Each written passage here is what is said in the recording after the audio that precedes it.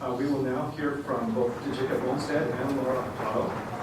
Laura is a Global Accusations Art Curator at the LDS Church History Museum and has been working on several projects, including presentations at the Church History Museum, the Rio Grande Gallery, and the Gregory Art Center. And Jacob is a curator of historic sites at the Church History Department and received a PhD from Texas Christian University where he studied memory and identity in the American West. The Salt Lake Temple is the unequivocal icon of the Church of Jesus Christ of Latter-day Saints.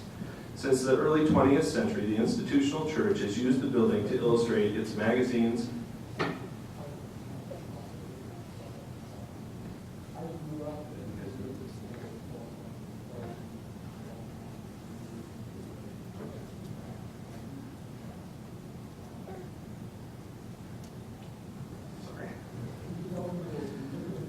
let's see, I'll reread that sentence. Since the early 20th century, the institutional church has used the building to illustrate its magazines, manuals, and medallions. At the 1964 World's Fair in New York, the church constructed a towering 127-foot replica of the three main towers of the building's eastern facade to greet visitors to the World Fair's pavilion. By 1978, the temple had become so synonymous with the Mormon faith for both outsiders and insiders that one Ensign article exclaimed, "The Salt Lake Temple is reportedly the single visual symbol that most quickly communicates Mormon to others. And as members of the church, we tend to see it as the center of our unique character in more ways than one." Today, the Salt Lake Temple maintains its status as the most recognizable icon of the Mormon faith to outsiders. But what is the meaning of that icon to an ever-growing international membership? Do they view the Salt Lake Temple as an icon of their faith? And if so, what does the icon mean? This paper analyzes the origin, early uses, and meaning of the Salt Lake Temple as an icon of the Latter-day Saint faith. We further hope to complicate the meaning of the Salt Lake Temple as an icon for the international membership of the church today through a comparative analysis of artistic depictions of the Salt Lake Temple and temples around the world rendered by international artists. In using the term icon, we refer to its general usage as a person or thing, which is a representative symbol of something, rather than the more specific definition referencing the depiction of holy figures characteristic of Greek or Russian Orthodox Christian traditions.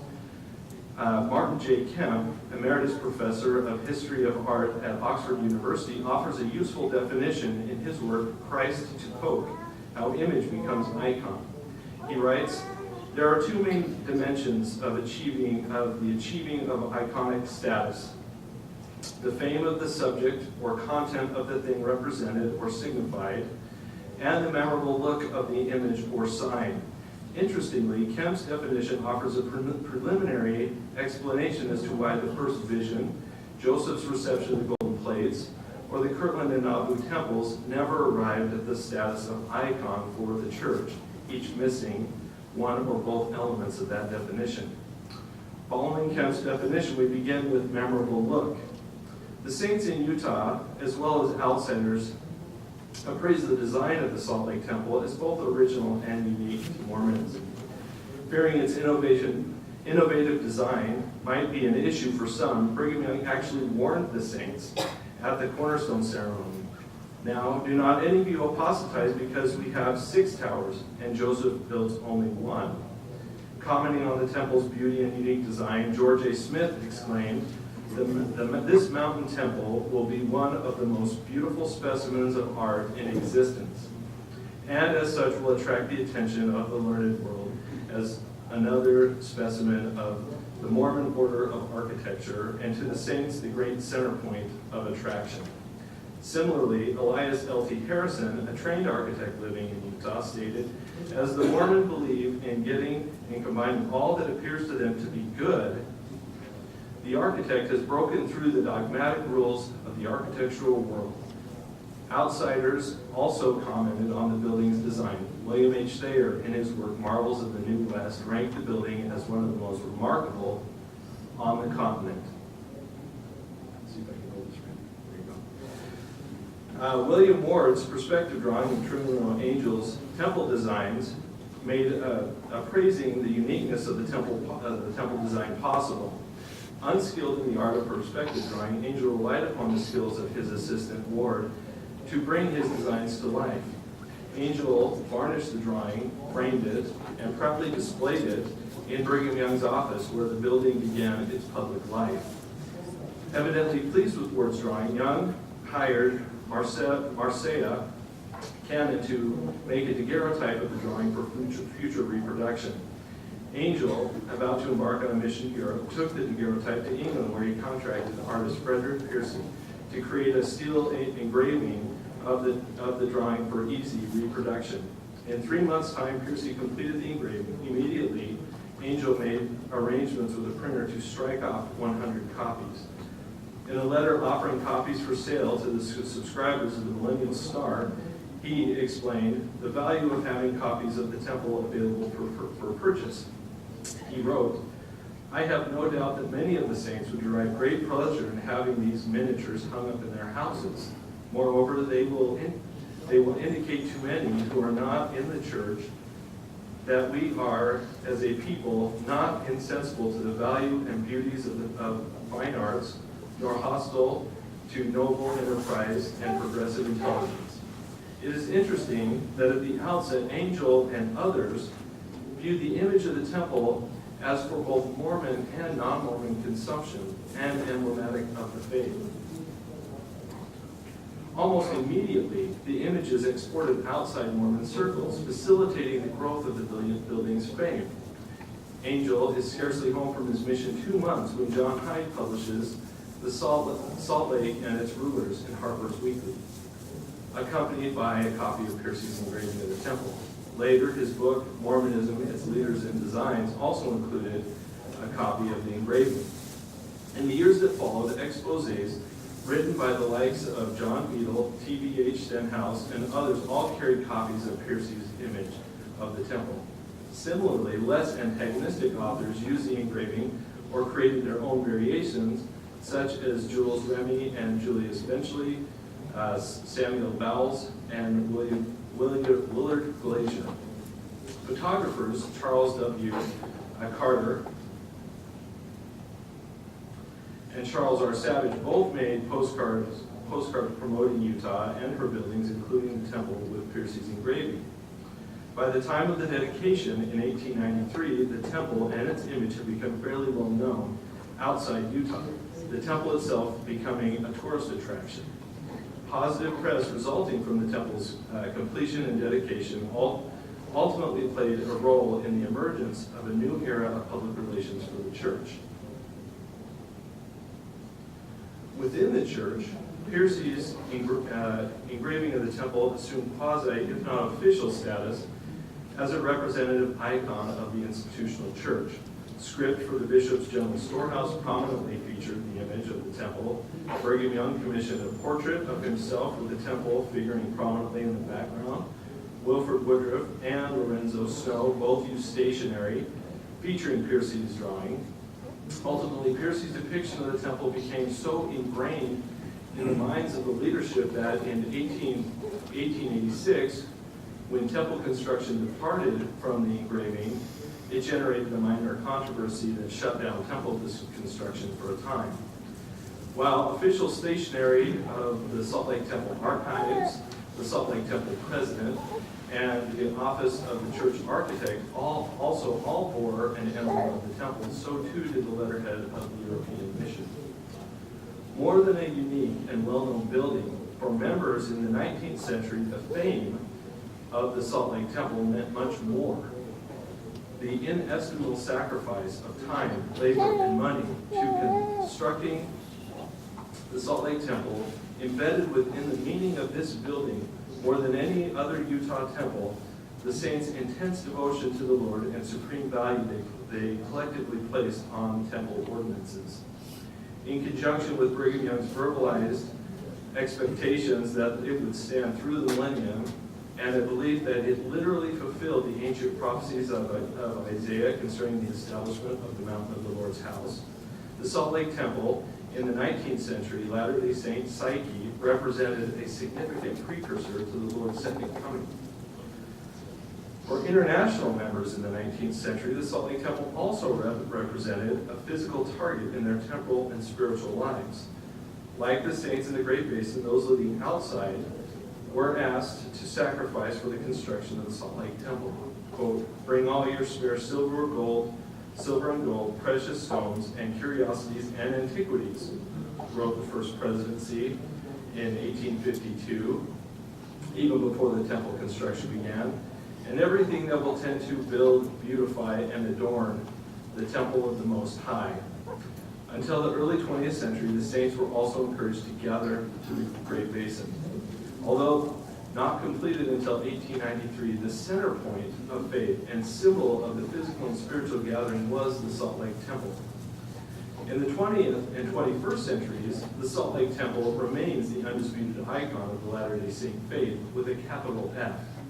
In company with the Great Pyramids, the Eiffel Tower, and Stonehenge, Rand McNally in 1991 recognized the Salt Lake Temple as one of the 100 wonders of the world. More recently, the temple with its iconic design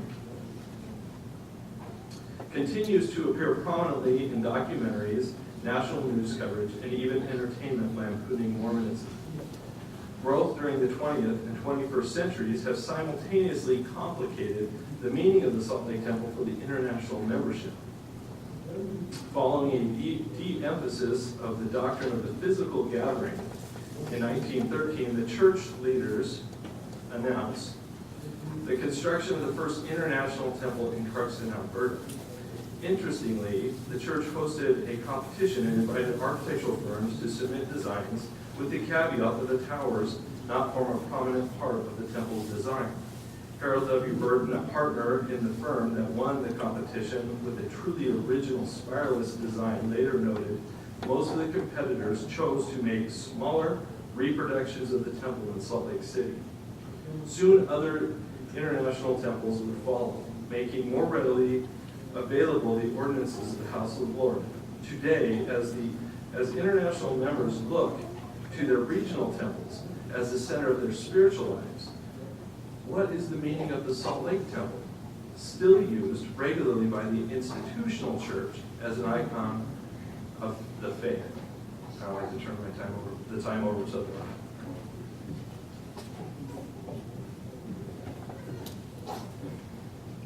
Thank you.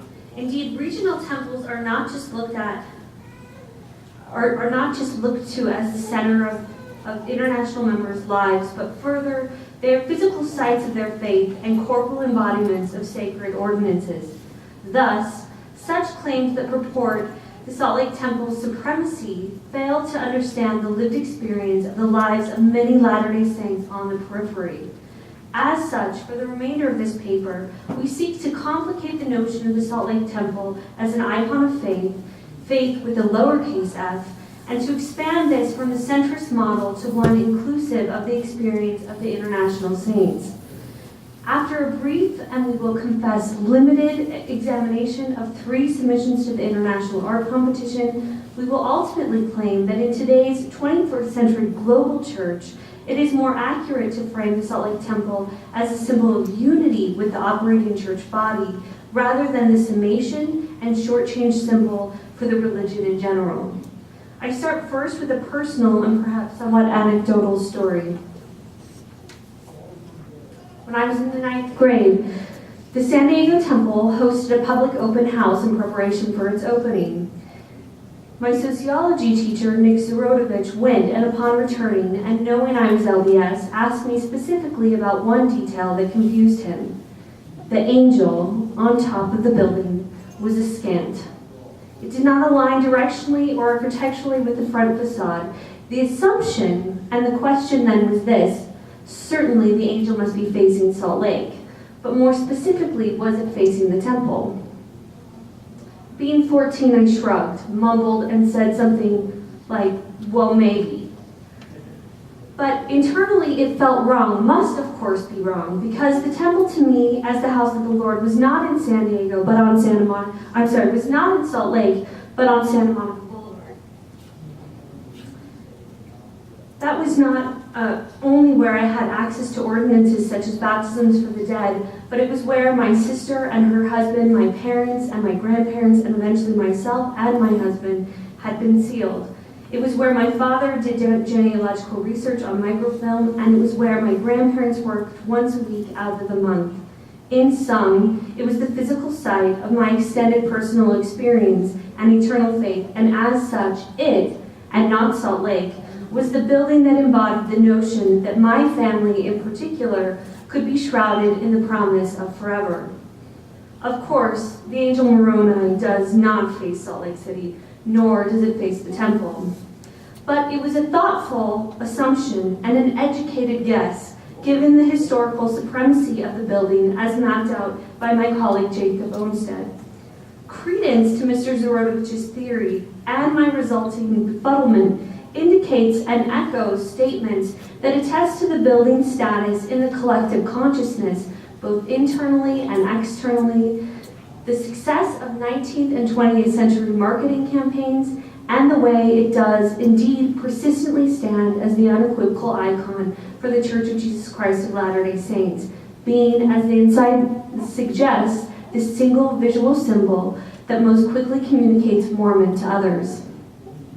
Yet, this status bespeaks to the experience of a centrist mode of Mormonism where all faith is embodied and disseminated by and from Salt Lake as a summation to what Terrell Gibbons calls the geography of the Mormon experience, where Mormon culture was largely a Utah construction. However, Gibbons nuances this history by claiming that today, in their thoughtful and provocative explorations of these distinctions, Mormon artists and intellectuals may be an effective prod in facilitating the transition of Mormonism into a truly international faith. Acting on this notion of prodding transition, I turn first to the work of the New Zealand LDS artist Sylvia Huguet de Serville, titled Building for Eternity, created in 1996, a submission to the 4th International Art Competition whose theme was 150 years of pioneering. Painted on board, we see 4 generations of Maori men whose individual portraits take up much of the foreground. The first 2 are clothed in markers of their cultural heritage and tradition and look out to the viewer with seriousness. The 3rd figure smiles and not only has abandoned Maori dress, but is clothed in the coat with an insignia from the Church College, New Zealand. Coupled with a beehive, and on top of the beehive is a map of New Zealand. His tie is also marked by beehives, most certainly an export symbol from Utah, but these are placed in affiliation with the New Zealand operating church body and not that of Salt Lake. Further, the building, both metaphoric and actual, is the New Zealand temple and the New Zealand saints themselves. Both the people and the building are positioned next to a grand volcano that indicates New Zealand's landscape. On the right-hand side of the work are a grouping of 8 figures gathered around a man carrying what appears to be scriptures. The youngest figure in the foreground, the son, can be thought of as synthesis of his progenitors, maintaining the markers of Maori culture on his necklace and looking to his father as an example for what it means to build now for eternity, specifically in New Zealand. Another example of framing one's faith within the discourse and language of one's own cultural heritage is the painting The Gospel Comes to the Lamanites by the Guatemalan artist Katya Estrada Lupitu, created in 1987. On the left-hand side of the painting is a depiction of the Tikal Temple 1, one of the major structures on the site of Tikal's largest archaeological site in Guatemala and a major urban center for pre-Columbian Mayan civilization. Highlighting the significance of Tikal as an icon for the Guatemalan cultural heritage and the spiritual legacy of the Mayan people, Lupitu draws a parallel with her newfound faith, as indicated by the Mormon missionaries in the foreground. On the right, we see a family united together, walking towards the new Guatemalan City Temple. Thus, the image unifies these two cultures and positions the faith in dialogue with the heritage of ancient Guatemalan culture. Such submissions suggest a resistance towards the Salt Lake Temple as being an icon of the faith for international saints. Furthering this prodding towards transition is found in the resistance met. Here's the actual pictures and more examples. Is the resistance met when Publishing Services Department launched the following logo. In an effort to include the ever-growing body of the International Church, the logo here makes use of the globe as an icon for international communities, specifically including the continents of South America and Africa within the frame of the globe. However, this world is literally framed and dominated by the body of the Salt Lake Temple, whose spires emerge literally on top of the world. While more research is needed, Mindel Sorensen from Publishing Services Department explained that when the logo was released, quote, some of the translation and area people immediately asked, why did you use the Salt Lake Temple? Such inquiries seem mild when summarized, but bespeak to the need of the International Church to topple the iconic nature of the Salt Lake Temple as the only shorthand reference to Mormonism, and a desire to widen the cultural and visual symbols of Mormonism in general, but especially on the international front. Of course, the intentionality of the logo was not colonialism, although the net visual effect may have been perceived as such, but rather to suggest a type of unified community of international saints who collectively participate within the same faith. Again, quoting Gibbons, the church faces a burgeoning population across continents and cultures and works to keep in check with increasing centralized administration and correlation. Such efforts seek to, quote, coordinate all church organizational structures, end quote. The desired net effect of such efforts is to create an alignment with the brethren as the mouthpiece of the Lord on earth. As such, perhaps a reframing is needed on both sides.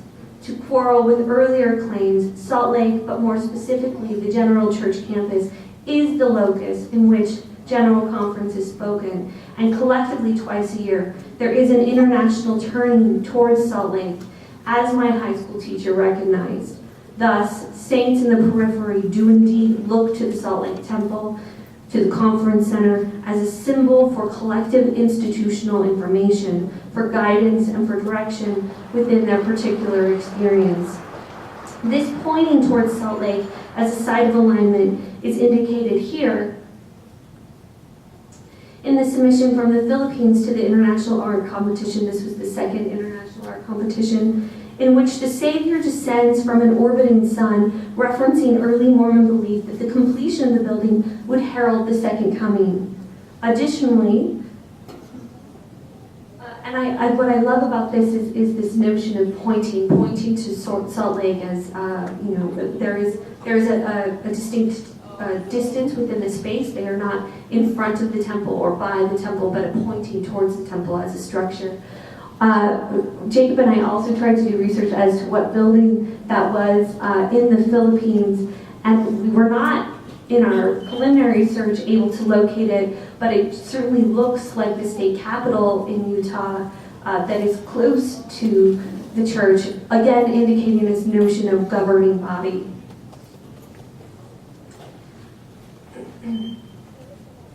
Additionally, these three photographs, one of Elder Terence Ken near Karja from India opening his mission call. This is from his YouTube video, and you'll notice on the back wall is a picture of the Salt Lake Temple. A Haitian member from a magazine article published by the Ensign on Hope in Haiti, holding up a picture of the Salt Lake Temple in Sunday school class, and Jenny Escobar of Rivera, Mexico, holding her young woman's medallion. Such images, however, indicate not the significance of the Salt Lake Temple as a needed icon internationally, as a symbol of their collective faith, but rather should indicate that the temple is best framed as a symbol of unity with the general church operating body. As such, it is an icon of unity within the church community and not an icon of personal faith. Returning to Olmstead's reference to Martin Kemp's From Christ to Coke, I submit this.